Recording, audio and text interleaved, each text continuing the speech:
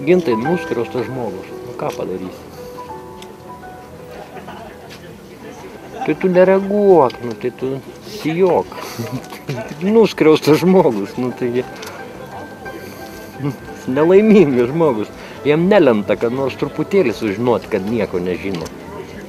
Tu tai stengies nors sužinoti ir išaiškėja, kad tu nieko nežinai.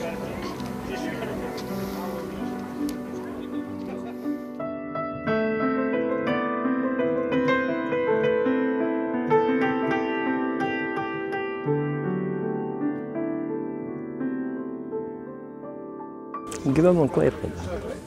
Važinėjęs į Klonį. 2 metus nevažiavau, stebėjau per televizijos ekraną, bet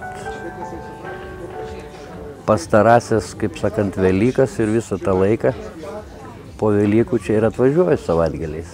O kodėl čia esu, tai turbūt pasikartosiu, kaip čia pastaruoju metu laidose garsų žinomi žmonės pasakė, tai palietė mane jau asmeniškai.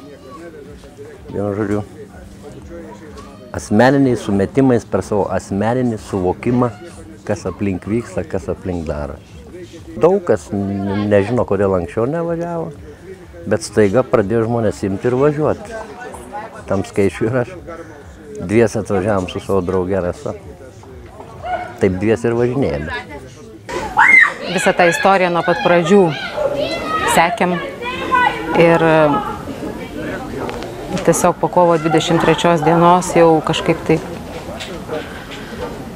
nu nėra jokių kitų ginklų, nėra, tu esi bejėgis žmogus tiesiog, tu nieko negali prieš tą tokio masto beprotybę kažką padaryti, nu tai belieka tik atvažiuoti ir būti čia, nes nu jokie kiti ginklai, joks sveikas protas šitoje istorijoje nieko negali. Tai ką kiekvienas nuo savęs gali, tą kiekvienas ir daro. Ir, tarkim, kai tokio masto beprotybė, tai ir va, tokių ginklų gal, sakykime, jie juokingi atrodo, galbūt jie yra vaikiški ir naivūs, bet, tarkim, aš manau, kad tame vaikiškume yra jėga. Vaikiškumas tai yra grožis, tai yra gėris ir tai yra jėga. Nu ir tiesiog tokie, belieka tik šypsotis, kai yra beprotybė, belieka šypsotis, belieka piešti kažką tai ir tiesiog galvoti pozityvias mintis, nu tai vat, nupaišai kažkokią mandalą. Tamsa, šviesos ir tiesos nenugalės. Skiriu Deimantei ir jos šeimai, šviesiems, doriems ir stipriems žmonėms, nes aš tikiu, aš matau, kad jie yra dori, šviesūs žmonės. Nu čia visi tą matom. Čia niekam nereikia nieko įrodinėti, mes visi matom, kad tai čia, pavyzdžiui, kur susirinkę žmonės, tai yra kažkokia tai nepaprasta doros ir šviesos citadelė, kur likusiai Lietuvoje, aš nežinau, kas ten yra, kas ten kažkas tai, ar žmonės, nu, vartotojiškumas kažkoks begalinis įsigalėjo, kad žmonės nebejaučia, kad yra kitos skausmas. Aišku, aš irgi, tarkim, negaliu čia būti nuo ryto iki vakaro ir keletą čia metų, kaip kiti žmonės tą daro, bet kiek gali, tiek važiuoji, tiek darai.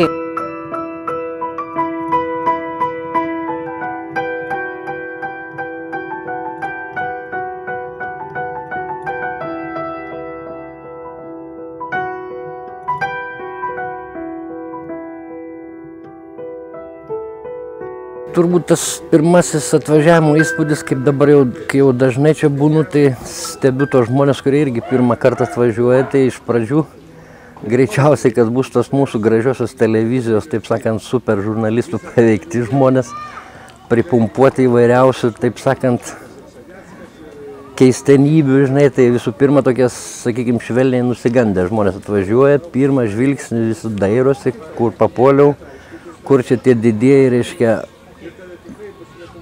apšnekėti patvoriniai ir visokie kitokie žmogeliukai, tai trunka kokias taip 11–13,5 minutės.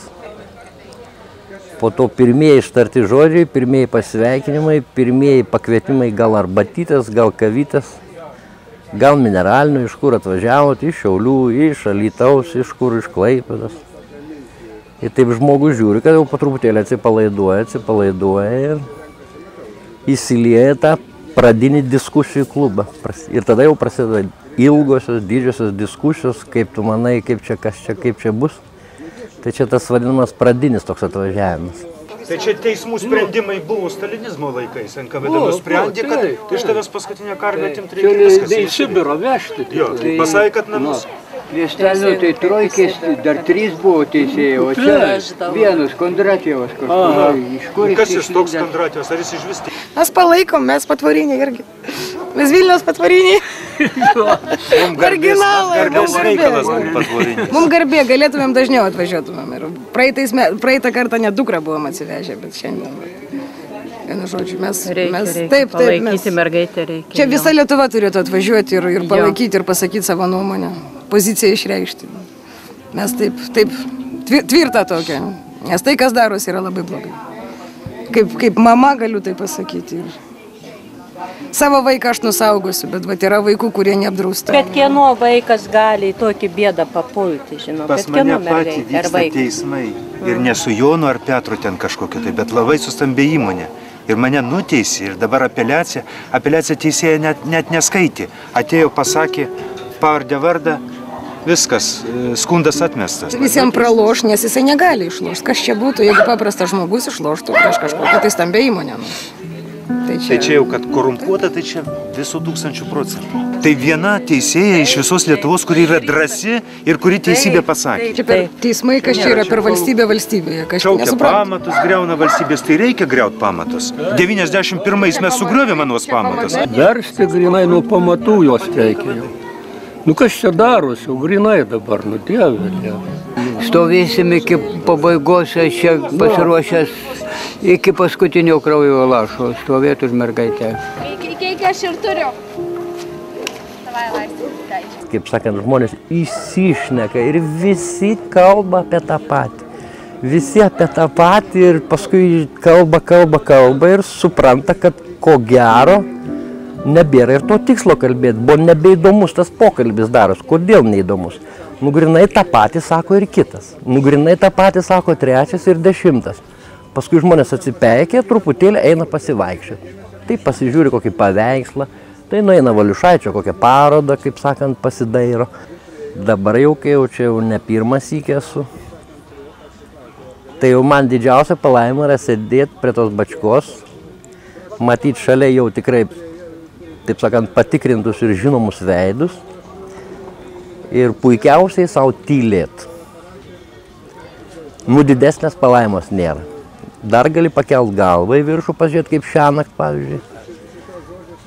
Ir pasižiūrėti, kiek daug yra aplink žvaigždžių. Dangus giedras. Ta taip vadinama bačka šildo, karts nuo karto įmetam vieną kitą pagalį. Ir savo ramiai gražiai savo susėdę aplink tą bačką ir tylime. Kartais burptelnam kokį žodį. Kas kur kokioj kariuomeniai kažkada prie bolševikų tarnavęs, kas dar kokia nors įdomybės. Toks jausmelis, kad jau su tais žmonėmis 100 metų bendravęs ir 100 metų draugavęs. O čia žiūrėk, dar mūsų atvažiavo, taip sakant, nu mano puikiausi vyrai, kai pamatau Audrių Naką, arba Rolandą pamatau Boraską, arba pamatau Algirdą Patacką, nu tai jau tada galutinai nutilstu, tik šiurpas praeina, tai pagaugais per kūną. Ir man tokia ramybė, ir man toks, kaip sakant, žinai, vilties žiburėlis. Aš matau tik tuos žmonės, apie kuriuos iš vis nėra ko nei murmėti, nei burbėti. Čia galima, žinot, labai daug kalbėti. Čia galima labai daug kalbėti, kas čia vyksta, kaip čia kas vyksta.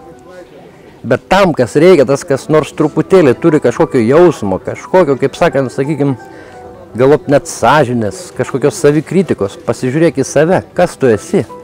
Pasižiūrėk, kas darosi aplinkui. Tu pasižiūrėk į tą mergaitę. Aš apie mergaitę iš vis net nenoriu kalbėti. Antiek iškalbėta ir išjausta viskas. Antiek visą tai yra neįtikėtinai siaubinga, kad baisiau ir įsivaizduoti nebuvo įmanoma. Kad aš 90-ais metais ir kai mes Klaipėdoje, kaip sakant, kėlėm tą trispalvę ir aš tą žvakę užsidegęs, ant knygutėje buvau užsirašęs Lietuvos himno žodžius ir prie upės dangės atsistojęs dainavau, žinai, ir žliumbiau, žinai. Ir kad dabar čia reikės vėl kažkaip tai, žinai, čia atvažiuoti. Nu, sakykim, gal čia savotiška ir malda, savotiška bažnyčia. Didžiausias dalykas čia turbūt atvažiavus yra tai, kad tu pats žmogus pats savo tyliai patobulėjai. Kiekvieną kartą atvažiuoju, grįžtų namo, tai